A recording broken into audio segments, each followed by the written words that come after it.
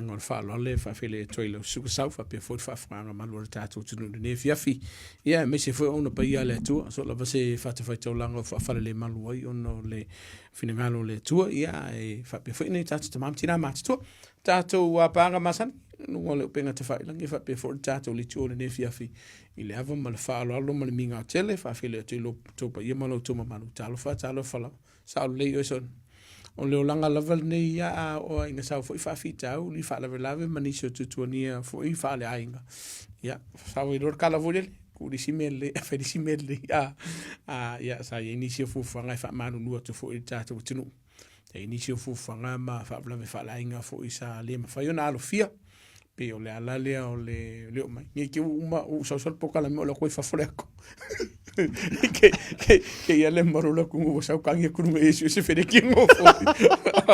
ai e ia le malat po le tolus fu lo ile iva po le afofo yo le oi por tele titi fo yo le aforban tala tatu leina anai si tatu fa no longo fo i minisi fo facili o te fa taile tunu o lo vala mai tatu telefone e ia nga kelia ko fala au dia so na un fomo ki lo alisa o ke fa yaku ai anga fa pe ka la ile vala pe di makala vala e ko kongi ia un kanga o yo ku pe aso Ciao. Ile vala au me le tunu ai o le vaenga pito sili le ona matango fie o le au nanga o te fa taile tunu le vala au mai ia e wai o le angano tato por kami kali se peke viri mai are duo va ve au la ngonga la vala au mai sau ke ala ke mai am kali la vala au mai e talin va le finanga lo tato tunu ia e fa manu lo to fo initial tato tunu to wai le vala watu to wai fo le texato ia o wa fai ya si pis ai o to al vala ke o le lango kirkino ia kai le ke o misi si ana ne ya so le ya si o misi le man ko fa fo i man vala si va na vala ko al ko ele mai da vala ese lo kama le leiso ile pe o sabi e la o mai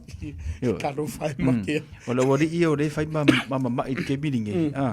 o sa vea o se mangu ma fela o kusi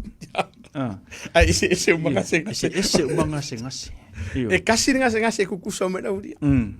for ngungu ai foi lá ngase ese e ire ngase le o ke lo ku kusai o le moi ma le makanga e fai ia tietia o que con o le makanga si ele le ia lar ku ka tietia au ni skod ele le ku ka tietia a wo mama i kan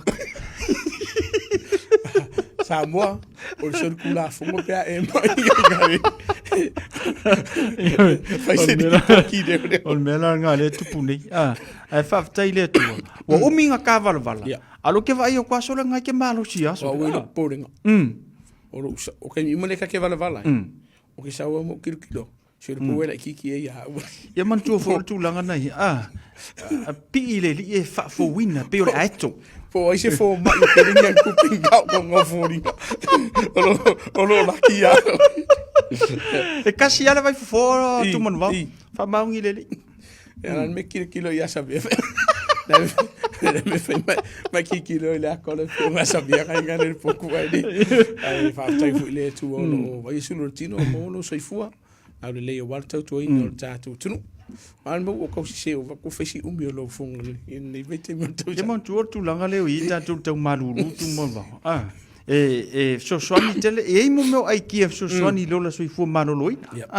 ia langa wa nge o le ka fa ma sangi le ka malulu or ko ku ia so swani fo ila le umi lo e ka kala ku mai ele e ka fa ma sangi o ai ka le ia tu langa na pe ona yai ni vai stein do tau sanga pe ona tatu ia tu mo va me le vai aso o le tulanga lava foi pe ona le vai aso tu mo va lenga taina pisinga luenga ia o pisi fo ia ile fanau ia o le tulanga fo ile le fetu na ia taimi na ia aua ne i fa le tonu le taimi ma fanau ia o fanau fo taimi ne ia tu mo va tema salo fa fonga mai ia ma tu fanau ele fa pe ngal mo ringa le e manga momori le aonga momori koringinga momori talonga o taimi umala nei ia e pisi ai nai matu pela ona ile ni vai te mil sui fuanga ia a maise o le komito nei matua I whanau. Ai kalo sia tu manu vao ia la ngona e tamiti. Le ti ngā ma le matui ma le... Eva ku kama kiki e whale o le esene mana I o le vanga le ue sau noe le whewhine nei. O le silea vaenga, o le upu moni a se upu whawhaingofie. O le silea vaenga o lo lape ai. Ia mātua Samoa lava ia I lau tilo. O si vaenga lea o lo mai tau ina le mtanga luenga. Le lape o le si tu o tātou lava ia Samoa ma le Pasifika. I le whaatau a ino ngā luenga la iki e kako ki whaia. O le upo monia o e watufu la wha malo I mātua umalava o alo mawhana o lo ta alo la kapi. O lo ka alo ngiki polo. O lo ka alo soka. E me se wala I se mātua kalapu I stamaki, pulapia I stamaki. O lo I ini se o tamani o le atunu.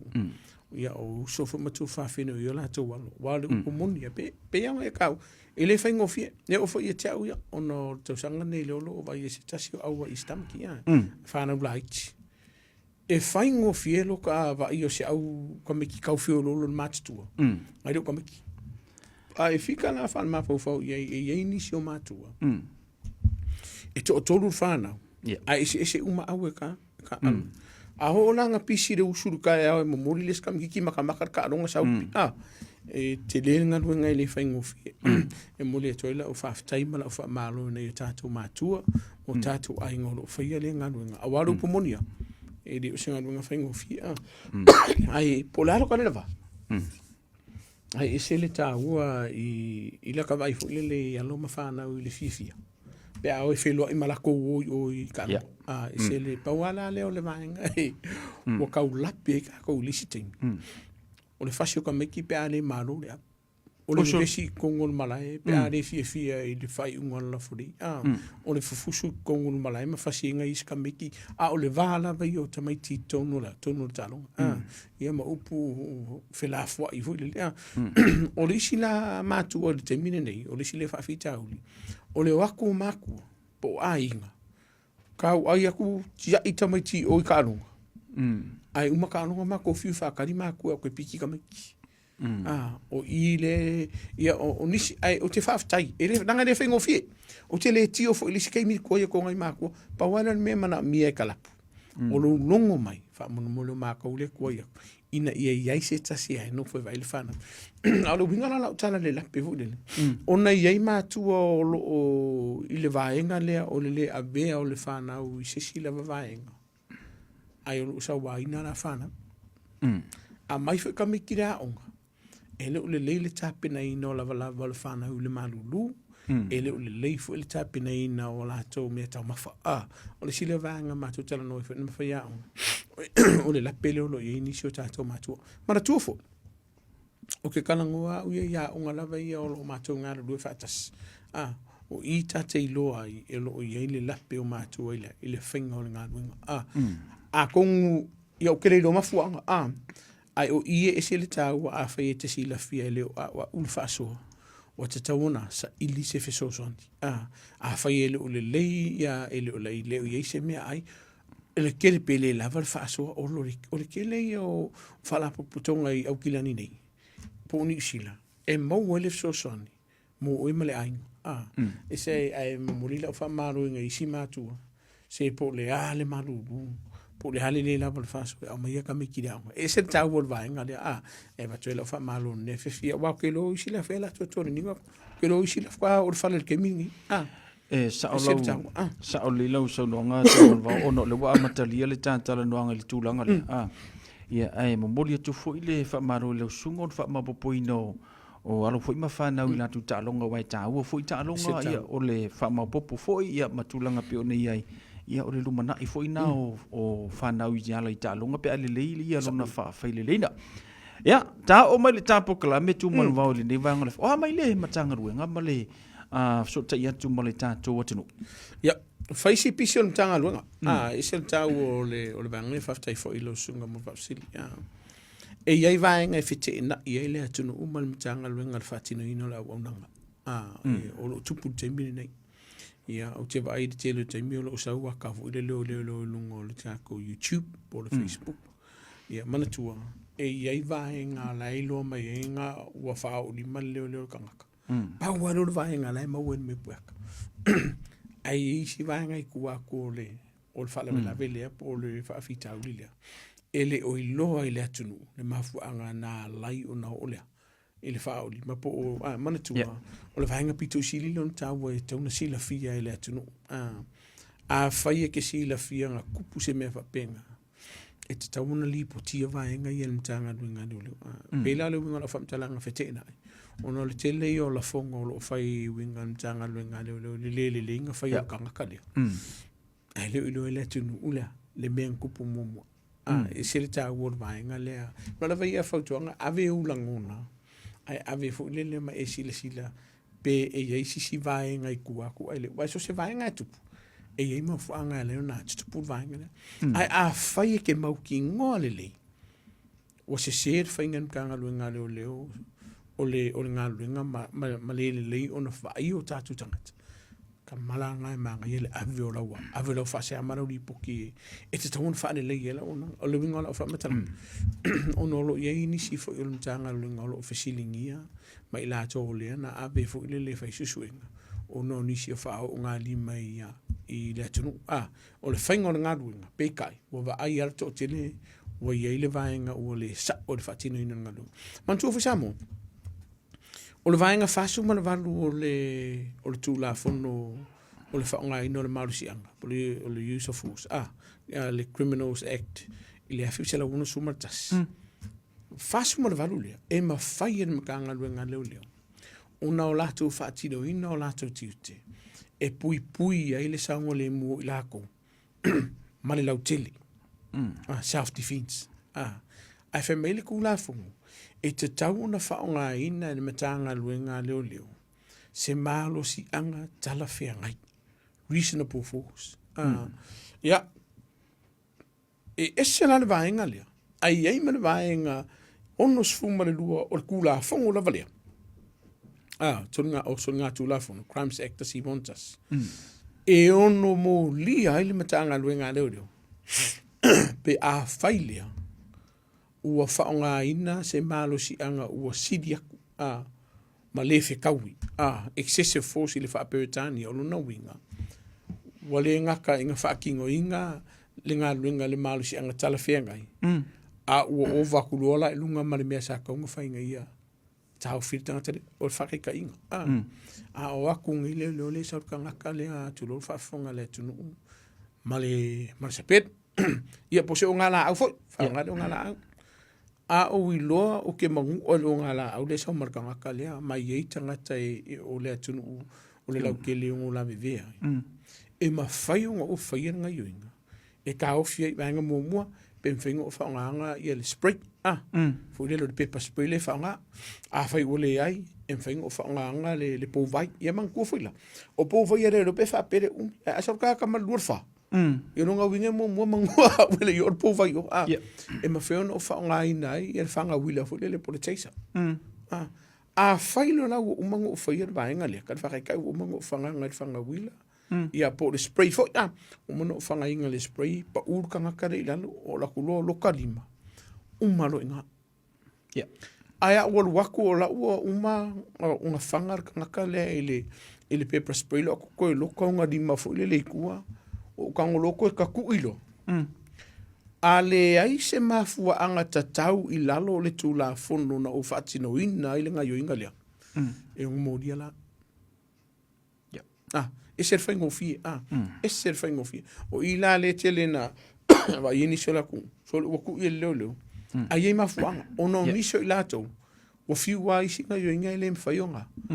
O ngā file mu pe usta ia i whaatino ngā leo. Nga whaia le, ai ese ne manino, ia whaia le ngai oinga, i o nga tasi male tūla fun. Ai ke wo whaia, ai whesine mai ia leo ia kia u, ia mato matanga luenga, siki lan menga kaku ia isau ala u mga, nga sai yunga du. Ka ino. Ai whika lai. O hai ko ngai me ke whaia ngai oinga, ai le isa o mafuanga ka. O ina, e ono mōlia ia un tūla fun. mai le faingo fi Yeah. ne ia se mana to le tu nu fa pe on mele a fia faskanga ka le fasite o te fia failo atu ma fa mala mala tu nu ele o le tu langa le na fa ku a faia le o fa ti nongo le nga duenga pe ai lo le o lo nga tasi ma le tu la fon o le mafuanga le nga fa ku la fo kuanga a fa ke si la fia o le o nga tasi le nga yo inga le mar ku la fon a vela fa sia Yeah. ese ka ur ba nga le a vela fa sia ina ia fai se fufuanga ia ila ko wele o le fa nga luenga tau ino la tu E iai por kalame masani na o mata i inisio atu no ua tumanwa. E a afia e fo matatu inei. Niro. O le mele o le ia tatau. Afa pe wa fa tu atu le o tangata. O na tanga le tangata le ua pu ele leo. O le si vaenga fo le ua fiuna le fisiringia. E pa wale mereka ka o le pu o le video ia pe foi le fa mata u le leo o ngai o inga uma mafisila le leo e fai e le mafai ona talia le tangata lea ona lai play me longa right o leo te vai tu tonu foi ni sila ni si te mo tonga o le tu por vai nga tu mon va e sen mana yo vai nga mani no yo le vai nga foi le o le tu la fono o wa yacht ta bill of rights ile vai nga fasu ma le luor so o ku la fono le fai ngo fie i manino e mawhai e le makanga luenga leo ona fisilingia oi ai ele ai se vaenga e wha malo si ai oi e ke kali sea i se fisili le mtanga luenga leo o le vaenga momua a wha penge i karwhakaika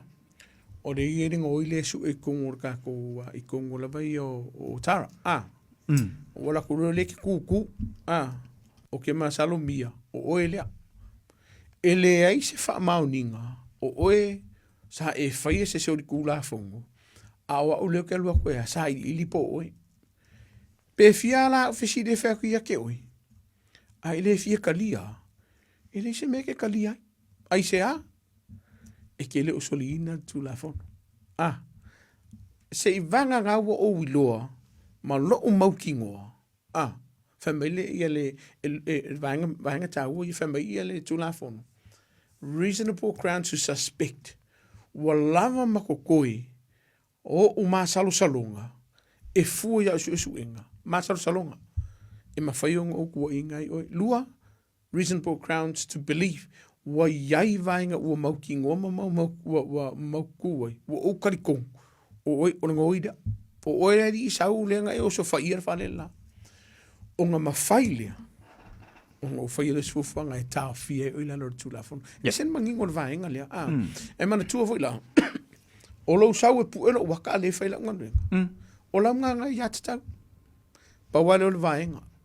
e ye le kai mi ke fai ku ya te e samua wa ile ka vale le ka un so pu ir vale ai sia o lo sau nga le mu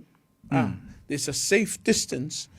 okay lo ye ke la kala mai lo wa makanga ia ngai lo polenga lo usanga le mu a faile ke le ustaia onga mfailo la ia le nona onga fia o vainga le a fai o fa ke ese back off ale ke sawa wo ia lo polenga lo usanga le mu onga failo sisi kai a fai fo ele ke sawa pu lo wa ka fa leanga o lungole ilungole o penga ta failangi ele so fa manginga ia mea e ngo mafaila no tu la fon avila u na kangi winga ya ko for information por ala se vai mana tu vai ka wala langa na ya ile men kupu i manu ele to po mala si fiera tu sa ya ile le ngo fa furingo for au fu fa malama nga saulo tangata le amale me puaka pu ile a family le sangi e pu e ma ko nga fa sa ala fe merka kale le o ke lo ai fa kanga le na toi fa sa o mai le mtanga le malanga o mes e ma fai o nga pu e le kanga ka iskanga se ia vanga na ala ua va ku fa ko ngi ke o le ka so pu ye vale na ngol vale o ke pu lu so ngol wa ke le lo tu lo fa fonga le tu pele ke sa mala me pu ya ka o se ngai finga ia ke wa fia mo lo la sa e ser ta wor vanga ka ko le liu lo le vanga fu le lo kar kanga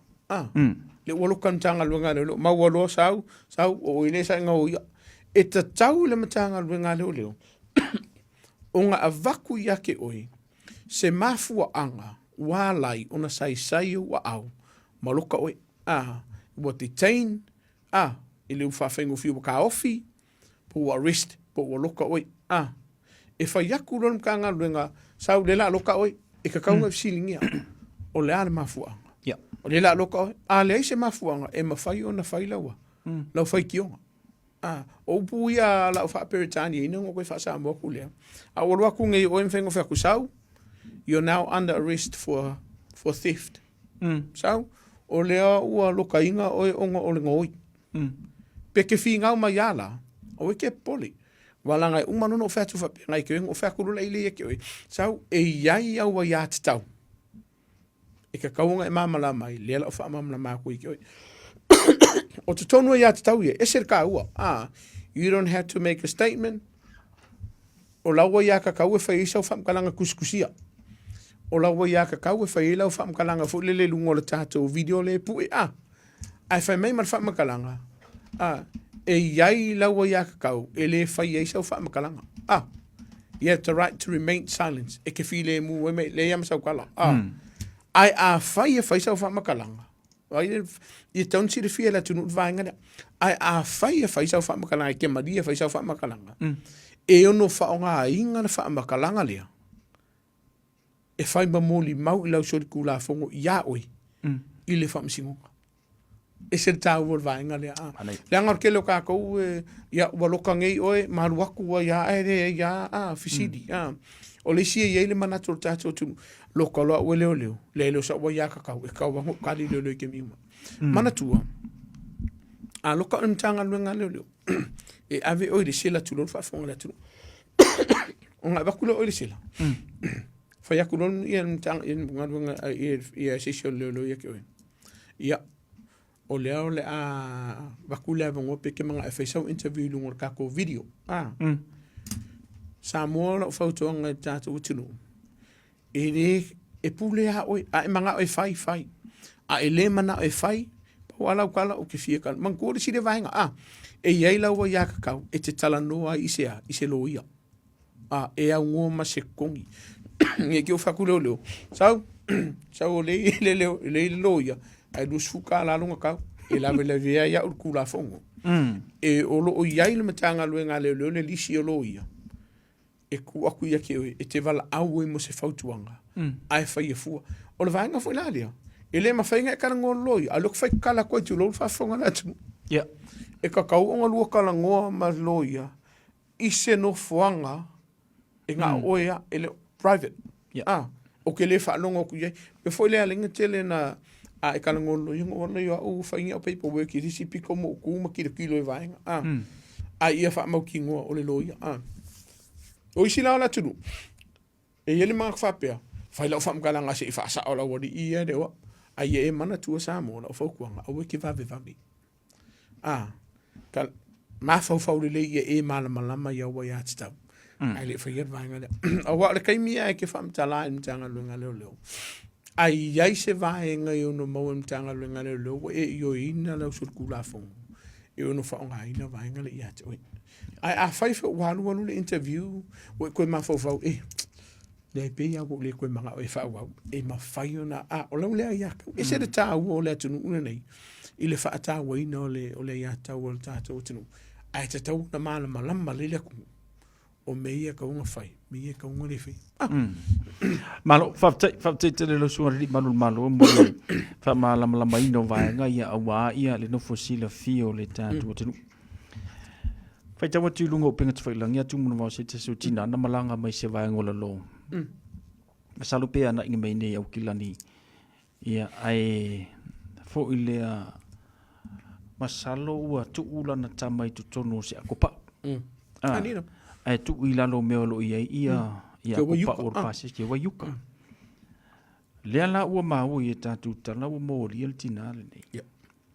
Masalo ayo tūlanga lava leo me mea taua lungo o whala au whasaina ia po vaenga fo I le vao le tamai tai ma seisi po o le tolua po ai lava le mafua mai e vaenga nei Tatou tanga foi mai sa mo le ni vai aso na mau se te mai ta se fulu valu tau sango tam fai pule le ola maren fa fonga le tatou tunu ai lucky la na mo to so ani ele I edi mali wa mai le tatou tatou no ia na tatou le tatou ia community ele tu langa le o le fa la le po o vaenga fa fitaudi e tutupu I tutonu ainga o to tele lava inisio ila to wala au tu le vaenga le atu mo mana ia si fa tai mo le facility sa fa ne fa anga le tunu o le fa fika u le me mo lu po mondial na o le fa fita u mana tu o la tatu tala no man malama ele oni tala fa tupu a o vaenga wo uma una tupu ele kupu le mele sa ye se tina le o molia sa tu ina sana pepe tonu o se pairo la pis I de vaenga le a wist sam I sif e o la fo I la to le ana la fo ina ya la to pepe I le tonga vau fo I le la pis tu lo fa fonga le tonu ele fo le mele ele fo ia e ele vaenga mana tu le tonu so le ko ingo e tu lo wal fa fonga la tunu lenga ai te tawon tatu sila mamau ia lau keler ka ko kilo vaenga mo ola o le ta u lo ia se fo vaenga o ma to fa so ele te mine manisi o tu fa fini fo manisi o matanga luenga ile popo lenga o te mai ta isamo tu lo fa fonga la tunu pe a ona na mai tanga ele lo longa ai aka makamai o lo yele vaenga fo le ia si fa faingo fiele tu so la nga ngar ko tu lo le ngana fa nga ina kele yo mafu anga ya le ngona tu pu vaenga le mo e le polenga o fefe makua lua o le polenga e fa matanga e fa luma I si ona ainga mo nga makua tolu o nga singa si o le mafu fa vaenga o mia lo tu pu te mine fa o ye se va I le va se fa le tonu le va o ia malesa la fai paanga pola la se va ngolo ye o le fefin ne o te fie fautu ina le tu fa mo muli e te tauna tatu tala no ya tatu fa na utini tu lo fa fonga le tu ina ia mafai ona ye se to manga mo ilato ya nga kupu me ona lo tup le wo eta o le va ngale o lo fa yesu engal tanga le ngale le o ya wai lua me e kilo I ele totele o fala o fasainga manga singa se o mafufa wa ya o ka kan fenga mo ngoi se mo ngoi ko o se ko pa e mana tua tau sanga ni na tau sanga le pe u ko sanga lo e nei fa na una mo ko la ko pa o mari diu ya alinga ko mai o I da tu asia la ko kinga le fengin fam sino pe o ele o se me fo ya o lo fai foi suenga o le ale mafua ai a lava lau tala noa I le fana na fa fonga me foi ne tato fana tini a fa yo kupu se me fa pe ya ke o au fainga kai lo mafofo nga kana ngo lo ai vini merka ko ngo mela anei sa ule ofisa fai sa ka ko kala e yai fa la potonga ale malo e mau se ko manga mo ya sa ise fa fita lo tu pulte mine ku sa le mal melo ka o si tama ita yo lo ise fa le tono vole o le langa vini o la fa kuang e te tau ona tala no ma fa I loi matua o te talo tu le nga fa lo ma le nga ma wala o sa la wala o sa ona e ke le fa fi kauti e le fa ngofi mai le mantua fa isa e lo kai mo le ku puai ele na lo walo kanga ka le o kupu ai tulo mai le lo walo fo kanga ka muri o le akupu ai o le vaenga le tonsi yo fa ke we lo mafofo fa no malu mala inga fa pena le o lo yai fo isi matu mai si ainga mai si mai tai o lo kupu fa fika o lilia ai o fa fitai ona le lango matu sa o sa silfanga sa o se silfanga sa o le fa mauni fo ia pa ai ka kau peonga la vala o sa e fakingo o nisi o lo winga lo famtalang o inisi o pa o ngali o matu tala no o kupu me fapia ia ua ia a faia ua le isi vaenga e fo ia fa fitau ni se la ko wa ke atu lo fa fonga la tunu ai o ke fa fe kai e lo ia se vaenga fo le lo fa ia la vaenga no ngar ka magi ki fea tam fa e fasioti tu lo le ngana fa ngaina fa o le maliu po sisi vaenga pa wala la fo tu a faia le ma faia ka ko ainga per tato ainga ona taliela fini fa mon mo sa ili se so so ni tu atu mo ilato o ke fa fe kai ile tu ele ima mauli lo sia o sia no to o sia pepe o lo fa tai fo ile tu o ke fa kai la pas ile makala le na la ona mo o le ala lo fe su ngal tanga ngal temi o lo pumoni o le vai asole nei male e pe kilo ngai ko disi duar ko ruwa se do makungi le asa le vai aso matangata mali liu le pule soifua ai wo ka me kis fu mal fata usanga wo ila to wono fu fixe fu ka usanga o lo pule ai ile soifua ai eselo o kilo langa le mpe no utala no ile tunu a wala lo fa tino ila to ne ia pule lo la ko soifua ko yo fo ele ai se si ilona ma fo sao ma ke fai e ko inga kulanga ia fai enis o ia ta mai e sele malo sele ma o le ngasi sele ma fofa ma vaenga wo o ngi sele ko fala fa saina o i sa mo a fai ke sila fia polalo wo lo fai lo walo polalo wo lo fai tina la inga por tema la inga a fai ke sila fia o la makia le soifu o e malo a inga mar sa ngale mu o no ngasi sele ma fofa po iai fo ni o masal salonga o fala fa saina wa ka wonga e di pokia ka wonga se ilisef so swani ina ia ma wese ma pusanga mo e male ainga e se tau ainga lo tau tana noi mane masalo to 5 minuti atu no vaonda tana lo tala ina ia ina teilo ala ia ni so la tu e fia mo se so swani tulanga tau i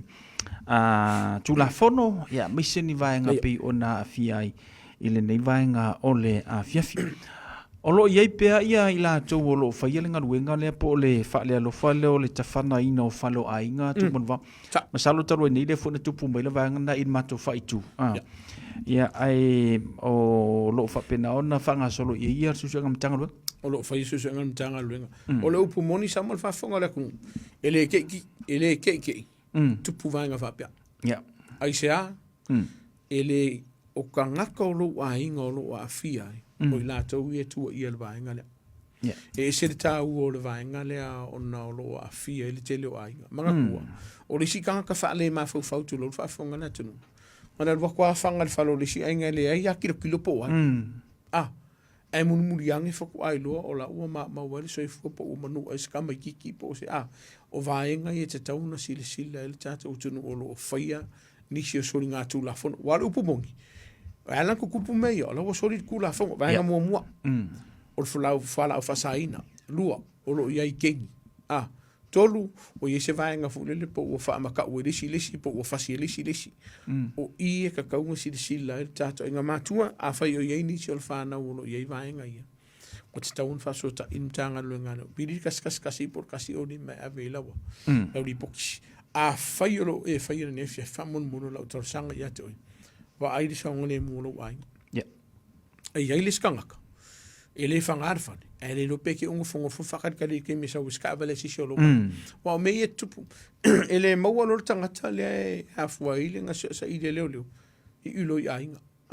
o fa fa ngo firma tua i mangele le sa sitina tonga la na ale solo la kali le su ka ka ya mun mu fa e ma wo se fostina o lo no winga ele tauna tupu vaenga fa pe te leo fa fita uli o le la o malo silo lo tupu ile vai taimi nei ko kiki le se ke le o ka vale le tu le mtanga le ngale lo sa ile kwa o lo ye la o malo o lo ye fo la o fa sainga o lo ye kupi ka o mai i o fa tupu le ia vaenga le o lo na winga la e taua i tato ainga fa mon mole a fai ke sila ko lo ye ngi a penga i tonu lo po lo moka wa ka ngai bili mtanga le ngale lo a fe ke sila fia o lo yengi fu ala fa saina no la polo moka po ni tupe te tele fu ile kaunga ye fa mon mole faise ngalo fa so ta imjanga ngalo wa se mapsanga mo mra mana te tala ina tu mo va tolu fitu tansilima iva tolu ai se va ngol tu la fono e te fia mala mai maua ia lava no te sili mai ai fo se va ngol tu la fono ia o lo fai mau vai sulo solia ano se mau se ia fa manino ngai vai ngala ki ne te ko vala mo se la tu no usa langa yeni so la tu no lo vala o mai fia mala mai le se ngo fa salanga ma fu anga e me se la vai ngai yo le lai singi e ye de vai ngar ka forbidden to drive po o fa sa o ona e to e fe alwa I lungo la wala e ala ona fa sa o il vai nga mo le e le o yai so lai singi wala la o nga forbid o po fa sa o se ia longa e mo so lai singi New Zealand fa kanga le lua suspended po o fasala wala nga fasala oe sa mo e felo lua o nga na e yai lo licen e mo o over marcela wo points a lo yai lo licen o na ve ese lo licen e fasa oe on e ko e fe lua I ka vale se longa la e umalo fasala nga po la umilenga me lo fasala fa ku ama failure o nga e alu e male VTNC e ko au mai e lo licen fo ma le vaenga no tolu disqualified driver wala o nga makua I faasa o ma se ilo laisengi o nga ua faasa o e mkanga luenga leo o nga e koe whelua I ile awala ai sea o e le usta ia mkanga luenga iau faasa langa sa fai ma se ilo laisengi le ala o se imoko ilo laisengi a se ila laisengi leo disqualify sa marwa fonga le tunu e ki koe amaka mai lalo le learner restricted ma le fu ke le fa fita o ki a kon me a fai la a fai o lo la singe mo nga mo le ile mo marca isi porque que po venga mo que po po se pusa apu e ko ama ka mai la ka ko ina lo o ki ngoala e lo pe umale o la ngi de ko pasina de ko mo so lo singe o le o fa mamla manga o vai mai o vaenga o mani e tō. Maua o tanga luenga leo e ke le uska ia. O le a whaasalaina o ele mōli e le tūla whono. Mai o le a koso marka ko ka vale. O na loka le o le ta vale mo lusu malbalu aso. Ia e marika ko salama ave martupe konge me whawharka vale. Ia mai koe kali o muria. E te tau foi o na utangi e tātou ia o suspended ia lai sene ia whaasalanga le wa iei. Wa iei nisio I lātou e ono masina. Ai ni so la tu te usanga ko masinga fo ko masinga ale mele e suspend tu le ko masinga va ko ngala kami foi ori we ta won vai ngat nang boku mai ora le ka wa ke lo se ka kango ka ofia ka ofinge fa salangi ele umale aso ko ko ma fo ko erva tu ka umaye so ele fiu o le afwala o ko solo ka ngala ia tau si le tunu wa kiri le fai mana lo tala tanto laina tolu fitu tan silima ve tolu pa ia se facility fie mala mai ia ona evala o mai le mo wala no fa penam so sani to mo oi ile nei foi vaenga ole a fia matulanga pe ona ia le tanto a por kalame o oi male tula fo o lo fa tu pla ia pe ia ila to fo ie la kama ia wale ka ngolima o le toro fale o lofa ile le force 5 le pe on masanita he matulanga pe ona ia le vai tau se fuanga tu modva sa ole e se le finga ta o le vainga le o ile tatu tunu o le upumoni sa mal fa fonga le tunu o ngisho ilako o lai lava fa so a o le mfainku o le upumongi anga ai fika ia ile fa fonga le tunu ele pe inge o Samoa o lai mau al fiki ngi se la ko pita o telele mana a fai fo wa kele pidi wa kaunga so sa ilisef so ani ai o wor fai va ngale ngoi o lo ia ile va ngale tam fai le malo ka fai se swing or kula fo e avele mal si anga I le fai top o security fo ia mani se le tunu e ka o fi la ko nge fai wa le si da o la va ko va nga sole pe o la ko fale lo pe o la ko fale lo ngala ruan manga sa ka kon fra lo o la vai foto nga le tunu fa mo le vai lo so nga le mu ave lo la fa mo lo so nga le mu pe afa o la fale lo ave lo fa mo lo so nga le mu pe afa o e te le fa to a wor fo sia o e ka ka yo nga fa lo ke fa se nga yo inga pe a e sila fia e le unga kasi ma le tulafono lua e ono la matia e lo saunga le mu ma lo seifua a wai le sau le whakongunga le pule le whaleo loa e koe whaafo i mai lo sofua pe au matulo le whaafonga le tunu o i ia watoe la whautuanga le tunu o le vaenga le piko siring kawa pu ele a kor ka vale ma le sengi or ka vale pu ele a kor tangata le avel mtanga ruenga le lo ai e whai keke la vai vaenga ia ngai e whao lima ia i la tolo o whaier vaenga le e ono mōli ai o le tulafono ngai ke o e laku ai ke o whaasanga me ma se au penga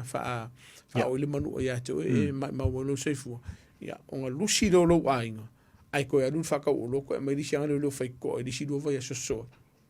e se tau o vaenga la ai lo whaatuputupu la ia vaenga kako ram rates koe palase e lalo kau dekene mai wa whaisi e ofo le whaka koe wa ai nei ai kako pasika wa maka koe whaatuputupu la ia une nuova estalu ai le ana kapungen mako awana pasi whala wuri e ko ongo ala e matino fono matina fala ka marfanga faction fa ko fenga na wurina ene ile ba po singa kolumingo ke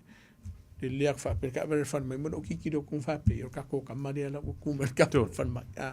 ya alum fa nau ya po ma tu fo lo ya la tu alum fa na wo lo fa yer va enga ale so lai singi fa mo mo o ke alu lungo tato pasika lungo la wala so le lo lai singi a fa wo alu lungo pasika ba ka ko pulo fo ye ka vai lo wow wai o nga la via ya ka ilo e tu lua le ola ia malioki tu lo fa fonga le tu ai o le vaenga pito sili von tawa o le saunga le mu oi e piko sili on ka o le saunga le mu o le lautili e se tawa e tauna vela fa momo mane faftaia tu mon va ile nei vanga le fimo le ta podkalame ta li pese ta vala au ia a mese ia ni so la tu fimo mia ia le tulanga le o le tulanga le o le scam masalo le ai fa tu pula ia tulanga le ina ia no fouta ia ta to tu no tu ma a mai se la fo ia na ta mama ne tina ma tu tua pe yo ila tona le tele na afia le tulanga le so tula fono le o le tau fa valea tu mon va o le fa no longa sa mon va fo le tu ko fa valea ka ku ia o le upo moni o lo fa yasko ke lo tanga to tu no lo fa le mer ko fa valea ele nga tai nga luenga lo la tu faia tato tunu wa sau mai lunga ka nga luenga aska mai nga luenga o la tu wa tongi atu pe a inga ele faia nga luenga o la tu lo fa valeina la tunu lunga tato telefoni mo penga te fai lang o te fa taile tunu lo vala mai i vaenga ya wa manku sa a faia ke le mala malama o lo ava no tato telefoni wala au mai ai pe mo se so ani mo pe fa mo kingoa po se kau fa se ia po se vaenga pel ele ngatai vaenga yo tupe e mankua lo amatai o le si vaenga lu fa nga le vaenga le temini o telefoni o le anga lau telefoni o le anga lau internet o le anga lau penga ka fa ilan ke manga ama ko ki fa o le si vaenga lo iai o fa si to te lo tatu tunu o la vaenga le o le vili mai ma o kamai kai po li e faisala to felo inga lungo tato penga te faila o na tala no mai le fa pe mai pa ya tu lo fa fonga la ku siva mai tu lo fa ni fa fonga tu le ngana la fa ngaina ya kala i se ulai ai siva mai ya pe pu me so waka au ngi fa yer ku langa wa ole kai mia ke fa yer va ngale pu elo waka pele pu e fa so waka ale ke siva live vidung or ka ko nga pu tanga tele lo video po lo waka ke le lo ko e fai mai lo ya ke ale au mai ale li ma fe kala o le a fa sala lo waka lu mo le lo pinga ko fai langi lo mai lo wai o le sile va nga e sile ta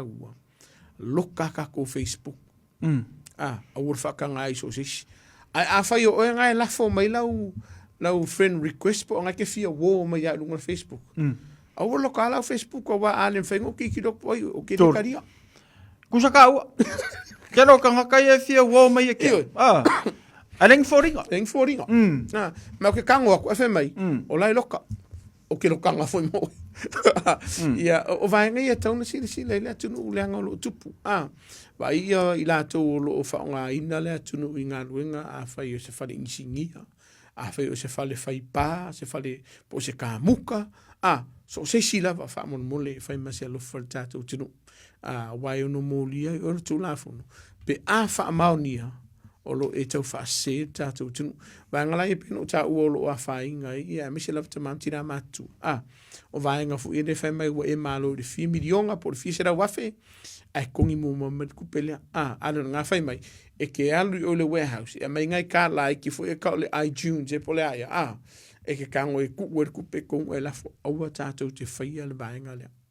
E se la le tau. Ai le malama. O lo avanua tātou telefoni e wala au mai ei. Ian kakana ngole ni si o vaenga e pui ei lo saunga le mu me la kau whase. Ma whaia, o le si vaenga o me tau mafa. Ia. O no lo to tele la tunu o le lo whaia whale eika. Wha amana mole whai masi alofa. Awa e le o kupe foi me ne kongeri. E whawhela te foi tātou wha amalo atu tātou Pandora Bakery au le si vaenga le maanga iala ia ke po ase usole ma sionai. No whakau kako whiri ma ke kila skonga. La e mau ki ngoa e le leila au nanga. E le lei fo i ka ai lo pe isi fo la ia o le ua fe mai o le la kiri va ela fo mar anga mau ar kupe ka ngo poloka mai le tau fa ia le vaenga e se le ta o le vaenga le ta tu tinu fa mon mole o lo fa maoni ai te le fa seina se tas i rau au nanga o le whatinu.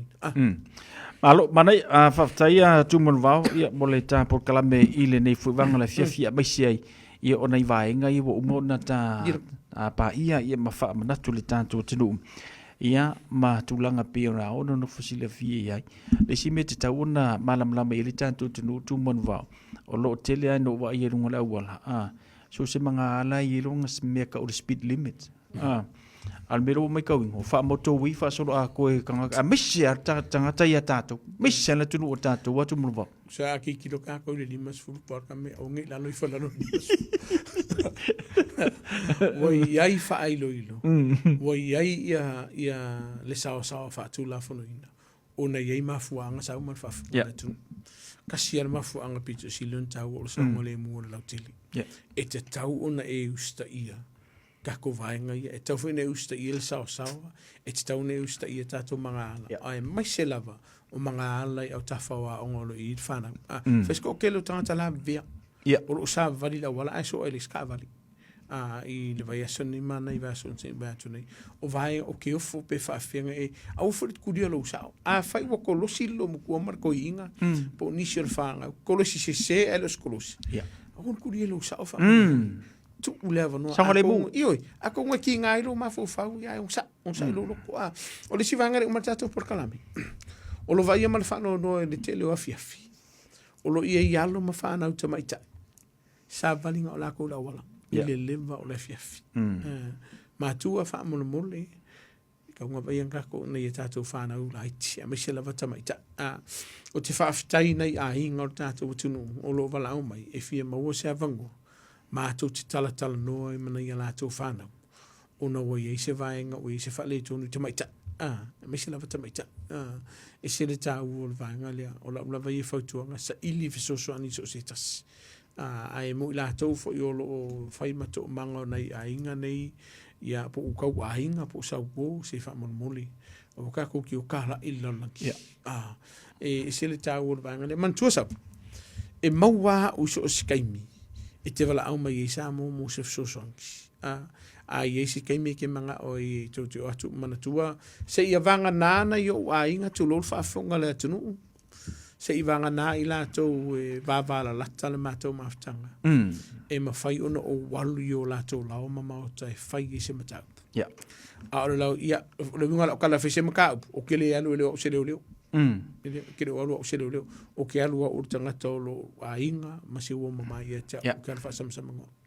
ai a whai o nisi a ora te o telo lea tu nuu wha mon muli su mai le ofisa e ma whai anga whaile ka appointment e a fio mai le ofisa o mai malo a inga po ai nisi o yeso langona o lo o mana mile fsosani o mai tātou te tala no o na iei vaenga o tu la fono te pui pui eia uia i le ngaka i ake o kou ia wa o fu ia me o vaenga la le sere tāu ai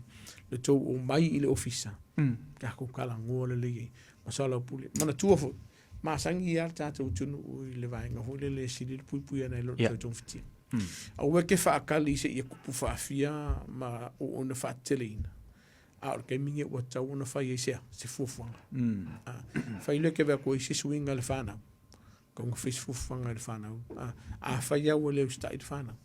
Mai ka korkalango. O ke le whawhiwhea lau whanau. Le anga e whasa mai o ke le manga e whai le vai ngai tamiti. Ai o ke whaia se wheso soani e watu ini whautuanga. Wha le tū la whono, ia mar wha tamā fwoi, po se uso po se tua fine,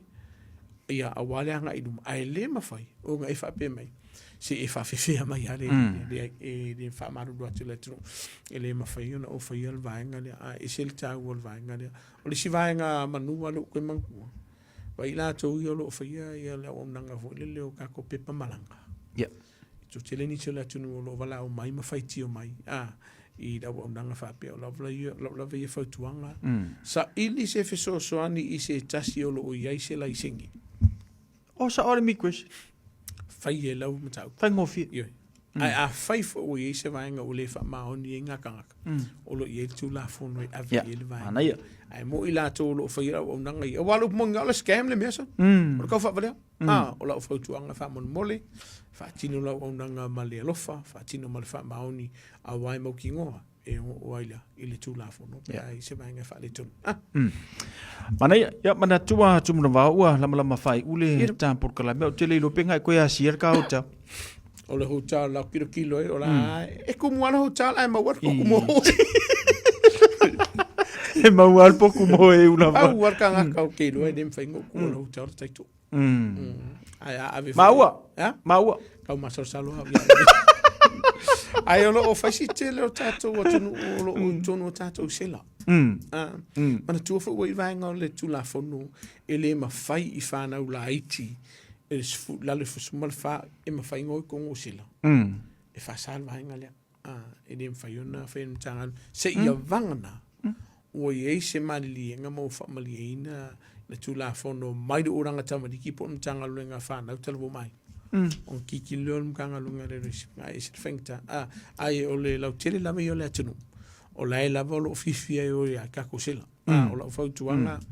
a fai o lo langa I de vaenga le o se se ti o tu la fono mai ye vanga ke mal mala mai wala me tatu telefon ai mon ku ka ko ngumela masanga kas e bi le mtanga lunga le fa la fo se ai le wa ele o fa mun mo o le tasi o ni mai o le fa nga ele tunu e vala wa I en tanga luenga le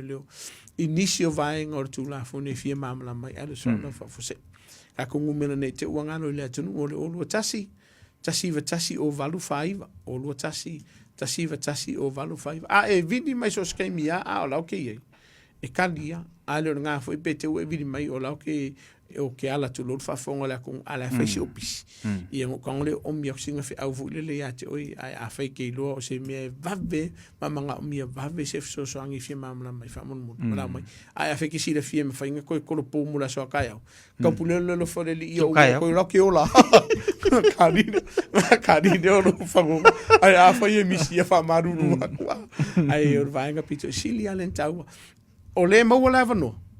if so sani le tru anai a faila ye se vai ngai fi mamla ma tatu tunu a fai fa va kusa ka le malie I lo finanga fa mon fa lo mai ko fa le le o na ngai le sken ai le lo yo am kwa le ai so mamla mai me de ida ya ne fi ya atu le fa tai lo sa fa tatu wali fa sala lo mo tatu por kala me ne fi ele tal tununga ya o lo ngar tatu por kala me mo tatu tunu so la va se vaenga ya wa tatu o mau ne tunu mon tu la fono fa mangalo le atali I pola o no foi pe o se vaenga o le tu mali I la fa fonga malo sila ele ne fi ya ai tatu topu le lo foli le sido va yeso okay loa le se fa la ve ko mo ngomba le silo va so atu mo va la kam ai ke loa pe ya ke loa ona yai fon tanga la le ta o Pacifico lo fe nei le amatina la so ta le ma ko ke piser verso ngel mar verso fo ala kom fine me sido ken fe o ke o mai ka ko fe lo il vai il sido va yeso pa tapule le lo fo le ia famille la to fu fa ne fiafi lo fatelato so fu mai mo ni samo fa te tu mon va mo via fo ia fe am ngal wengo le ni fo I va yaso ia be se le ngatu ia I por klame pe o masa di ta tu fro I lo fo mlanga le o le tua I se lo moloma o iluma fa tai mo via tele ni vanga ole a fiafi